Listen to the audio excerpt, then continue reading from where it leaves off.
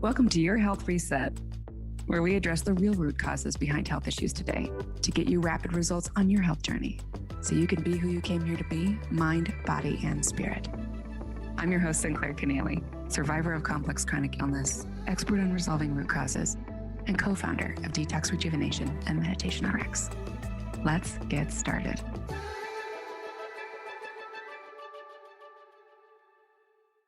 Welcome back to another episode of Your Health Reset. And today we're talking about communicating with a symptom. So this is a topic that's really near and dear to my heart because we have this tendency to hold ourselves in a pattern of illness because we are afraid to actually investigate and explore the symptom. To do that, we have to be able to get present with it. And in our Western culture, we have absolutely normalized not having to think about the body from the neck down, and that being our version of quote unquote health. We didn't start out that way as kids. As kids, we were whole beings, very aware of our bodies from the top of our head to the tip of our toes. We were aware of our biofield. We were sensing, we were receiving, we were almost too aware for many of us. Sensitive folks that are pretty emotionally intelligent, very aware of the energy around us. Perhaps it was even an experience of feeling overloaded by the information around us. And that is one of the reasons why we stop paying attention. Or perhaps you actually got trained away from your awareness of the body, like so many of us do in our Western culture, and got taught to think from the neck up. Here's the problem with that. It means that we really only pay attention to the body when something has gone wrong, when there's a symptom, when it slows us down, when it's irritating, annoying, even scary, as so many of our symptoms are for such a long period of time. I call this part of the health mastery or the road to health mastery. I call this part the survivor stage because you're just trying to survive symptoms. You're not curious about them at all. You're trying to push through, ignore. You think solutions are outside of you and they're going to come from somebody in a white coat and it's probably going to look like a magic bullet, ideally in a prescription bottle or in an over the counter. Yeah, can I pop 2 Advil and be done? Great. Let's keep moving. And I definitely was trained into that. I'm a 4th generation entrepreneur and I grew up thinking I'll sleep when I'm dead. I became a theater director as first by trade. I was doing my health practice on the side and running a theater company. And I was keenly aware that unless you're willing to outwork the people in front of you, behind you, next to you, then you really don't belong here and you need to get out of the way. So that was my introduction, my hypnosis into my relationship with my body. Even as I was exploring chakras and meridians and energy work and somatic trauma release, and I thought I was doing all the things, but in practice, I was training myself away from awareness of my body as much as possible throughout my day and my life. One of the things that really caught my attention, though, and changed my relationship to symptoms and to the body and to discomfort itself was I was in Thailand and I was studying with these Thai masters. And each one was basically a living legend in terms of some kind of art form and art discipline. And they were laughing at all of us that had come over from the US because we were so fragile.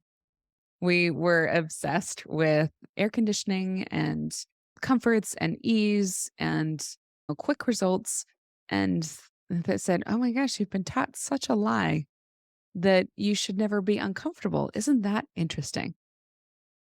And it really shook me because it's true. We're one of 3 countries where pharmaceutical companies are allowed to market to you directly as a consumer, which is just insane and appalling if you think about it. But we have absolutely been told by big pharma and over the counter stuff and all the other messages in between, don't feel uncomfortable.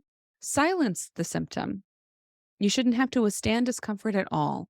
There's a dimmer switch for that. There's an app for that. There's a pill for that. There's a Band-Aid for that. Take it and immediately be relieved so that you no longer have to think about this or problem solve for the long term. Nowhere is that more true than our own health, right? So when it comes to chronic symptoms and changing our relationship to them and communicating with a symptom, the first thing we have to realize is that we have been sold a lie, that we have been taught that something is wrong if we actually have to pay attention to our bodies. When you think about it, the body is actually our way into this plane. It's our way into this life. And it is our way to express ourselves in this paradigm, in this environment. We simply could not be here and exist in this way as ourselves without these bodies. So not only is it your home and your vessel, I don't like thinking about bodies as temples because it sounds like, ooh, you got to be really good and take good, you got to get it just right. Otherwise, you're fucking up and then you're bad and you've done it wrong. and it just brings up this image, if the body is a temple, of this really stagnant, static environment that is supposed to be unchanging. Yes, it's holy and it's supposed to be beautiful, but it's unchanging. And nothing could be further from the truth with a body. It's constantly remaking itself. It's much more like a magical rainforest that knows exactly how to maintain itself. There's so much innate wisdom in a body, how to self regulate and balance across systems and communicate within the body to itself and across different parts of the brain. And there's so much deep interconnectedness, almost like a rainforest, so that you really don't even understand what you're doing when you try to add in inputs into this rainforest. Oh, I'll just put this thing into this water, or I'll just take this pill, I'll just take this shot, and that will make the rainforest happy. But you have no idea if that's going to kill off a certain kind of beetle and necessitate another beetle taking over its space. Otherwise, the snakes will starve to death, or all the things. What happens to the frogs and the birds? You really don't know. So we have to trust that there's an innate wisdom to the body at a biochemical level and certainly at a bioelectrical level, because your nervous system is regulating absolutely every aspect of your immune system and your digestive system. And it really is, in so many ways, dictating the rate at which you heal. So, this is phenomenal to begin revisiting our relationship to this and unhooking from the trance that we have been sold, unhooking from the lie that we shouldn't have to think about this, and we certainly shouldn't have to listen. So, once we stop trying to mask the symptoms, then we can actually work with them. Because if you absolutely understand and trust at a deep level that your body is brilliant and it is self-maintaining, then it starts to become self-evident that the body is having a very logical response right now. It is not an accident. Your symptoms are not an accident. They are absolutely a deliberate response and perhaps even a healing strategy. And it's time to reclaim our relationship, not just to our bodies, but to the signals that it gives us, especially early on. You're going to have to build the muscle back to listen in, tune into the early signals. What is the first sign that something is wrong? That is a really good thing for you to become an expert at. What's the first sign? For Michael, it was his skin. He could feel it, even if it wasn't visible to anybody else. If he ate the wrong thing, if it said grass fed butter, but it wasn't, if they were lying on the package, which we found happen over and over again, please stop buying Kerrygold, by the way. He was our human litmus test. He would walk in, or he would touch a fabric, or he would eat a food or drink water that would just instantly, he could feel his skin go and start to crack and become painful on the inside. And for me, it was my stomach. I could walk into someone else's biofield and instantly start hurting. It was really painful and very confusing. But when you don't have enough energy to maintain your own healthy biofield, to maintain your own cellular energy, then you absolutely get more susceptible to the people and the agendas around you. So that in itself was fascinating. But so for me, it was feeling almost a swelling and a hardening of the gut that was very subtle, a tension in the shoulders. I would shorten my neck. I could feel it happen. And it was certainly, yes, I was in 11 car accidents as a teenager, and it's like way more now. I don't remember even. But that's another story. That's a different episode. And my C2 area is quite the litmus test for me. Am I under stress? Do I feel safe? Has something gone wrong in the body itself? Right? Or am I off my path? My gut will tell me that too. My neck will tell me that too. What is your first sign? What is your symptom that it's time to respect and acknowledge and go, oh, I'm going to slow down. I'm going to get present here. I'm going to ask questions. I'm going to assume that my body is brilliant and this is happening for a reason, because there's always a logical response that's going on in the body, right? Even if we're confusing the past with today, those of us that have spent a lot of our time with dysregulated nervous systems, that have experienced trauma, there's a weird phenomenon happening right now as we become more trauma literate. that I really dislike, and we're going to have to unpack it in future episodes, where you become trauma anchored instead of trauma informed. And you're really just deepening the bruise that you're trying to honor and heal. So there can be a lot of confusion about in the body about is something happening yesterday? And I had such an experience that I had to store it in my body. And now I have to deal with it. And my nervous system has dysregulated from it. And now this information is stored in the tissues until I am well enough, until I'm in a position to actually release it. Or is something happening right now? And I really need to slow down and pay attention to what it is. For both of those types of experiences, you'll notice that the first step is to slow down and listen. One of my top strategies, and I will shout it from the rooftops, it's just very practical, is I would just go into the bathroom when I got overloaded, when I was trying to relearn my relationship to the body. I would just find a bathroom, whether it was a public bathroom and splash water on my face, or I would go hide in the bathroom at work and just slow down and recalibrate. You can do tapping in there, or you can just slow down, do a butterfly hug, do a sympathetic nervous system shakeout, do something to get present with your body and start listening to the signals. Remove yourself from other stimuli. So the only thing you're listening to is the body. And the more you practice that, the stronger the relationship comes with the body, and the sooner you get to hear your signals. So many people who work with us, they show up in our practice or in our group courses and they'd say, yep, I ended up in the ER before I finally paid attention to what was happening. I had to get scared in order to finally show up for myself. I had to get so uncomfortable that it finally mattered to me how I actually feel. Isn't that interesting? That's just bizarre to me, but it happened to me. I'm one of them. I remember it vividly, but it's such a strange phenomenon. You don't have to be that way. You can start shifting your relationship to your body now. Or if you're like me and you're super thick headed and you wanted to ignore having a body, maybe you've been in and out of the ER. Maybe that's part of your journey, but it doesn't have to be anymore. The more you understand your body's signals and symptoms and early information that it's giving you. You can also work with symptoms at more of an energetic level, doing rapid process work, rapid change work to actually shift the energy so that your body knows it's okay to recalibrate and it's okay to move on. And we'll do one of those in a later episode, but today I really wanted to just explore the relationship between you and your body and the way that we have trained ourselves to think about these things. One of the things people have to unlearn in our courses, and we teach us to the practitioners in our mentorship for them, is that you have to revisit your relationship to symptoms, understand that there's a logical reason for them, and start unpacking whether or not the symptom is a reaction, perhaps a flare or a crash or a Herxheimer, whatever your word is for it, or is it actually the healing response of the body itself and you just don't like it? That's uncomfortable, isn't it? But it can certainly be the case.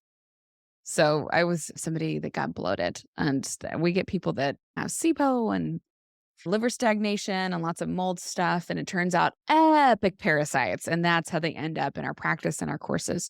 And some people get extremely emotional about bloating and how bloated they can become and how quickly it can happen and how nothing they do brings it down and how visible that symptom is. And I vividly remember being one of them. I remember being in a foreign country on a work trip and people kept mistaking me for being pregnant. And I just let them because I didn't want to keep explaining what was happening. There was a language barrier. It was just so embarrassing and frustrating. I was like, oh my God, get me out of here. So I'm not dismissing the emotional significance of it. But the problem is one of your body's strategies here, when you're dealing with parasites, for example, and when you go after the parasites, one of the things that your body's going to do is it's going to flare that bloating, especially if you're dealing with larger worms, especially things like ropeworm. That's a huge bloater right there. So you may be doing everything right, but because you're not expending energy on masking the symptom, you're expending energy on dealing with the root cause of the symptom, you're going to experience a flare because it is part of the healing response of the body. I'm so lucky that Michael understood this before me because I really was not on board with that concept. I was still really traumatized in my relationship to my body. I'd been kicked out of school from public school as a teenager in freshman year for being too anorexic and being deemed unsafe to be in the public school system. I got sent home to deal with it. And from then on, I felt like an experiment, a little specimen under the doctor's glass. And the more that I tried to ignore the body, the better chance I had for withstanding the day, for surviving the day. And that has its place in our lives. It can be a part of our chapters, but it's certainly not the gentlest way forward or the fastest way forward when it comes to deep healing. So we've got to get more sophisticated in understanding our symptoms, understanding what's a flare, what is a healing reaction. And healing reaction is actually a healing strategy itself. So the body wants to flare up a fever, build a fever up in order to flush things out. You may not like the fever. It's not fun. It's disruptive. It might even feel scary. But the fever is a process the body has to go through. And the longer you suppress it, the more you prolong the illness. So if you allow the fever to rise and you even support it to rise, the fever will break. The body will resolve things and it will flush out what needs to flush out in order for you to keep going, for you to reclaim your health. So many symptoms are like that. So your job is to become a detective of your symptoms. So we already talked about what is your first early signal that something is wrong. And that could be you ate the wrong food or you're in the wrong situation, you're making the wrong decision. Your body will tell you. Your body does not lie, and it always knows the truth. So you slow down, you might remove yourself from the situation while you start to listen and unpack and get your energy present to what is happening right now. Not what happened yesterday, what is happening right now. Start connecting the dots. And then from there, we start getting more and more sophisticated about understanding, is it a Herxheimer reaction? Is it something that you cause and a sign that something has gone wrong? Or is it actually the healing response itself, like a fever? The sinus is running. This is not an accident from the body. The body's trying to flush something out. Bloating while you're dealing with parasite work. Of course, the body's going to add a little bit of extra fluid into the gut, the gastro-associated lymph tissue around your digestive organs. When the parasites are fighting back and they're dumping endotoxins and you are trying like hell, your body is to flush these suckers out and reclaim sovereignty. Or for Michael, his early sign was his skin flares. And it was also a sign that his body was trying to flush something out, that deep-seated toxicity. So he knew when he started coffee enemas, for example, we talked about this in another episode, he knew and he had that awareness early on, oh, I'm getting a skin flare and I'm trying this therapy. And I think that means I'm over the target. And sure enough, it would resolve after a few days and he would achieve a new level of relief because he was brave enough to keep it going. So your job is to listen. Your job is to connect the dots here and to assume not just sovereignty of the body but respect the brilliance of the signals that it's giving you, because we ignore them at our peril. Certainly did it. I ended up in the ER. I get it. And there's always another way, a gentler way forward. So I hope this was helpful to you. And if it resonated, I would love to know. Come talk with us on Instagram about this post and share it with all your loved ones, right? We need to get more sophisticated as a culture. It's time to reclaim not just our body's sovereignty, but a deep, loving, respectful relationship with this vessel that's our home, the sacred rainforest, because there's so much innate wisdom in there. It's absolutely self-managing. You're just looking at optimizing it right now. If it didn't have an ability to self-manage, you'd be dead.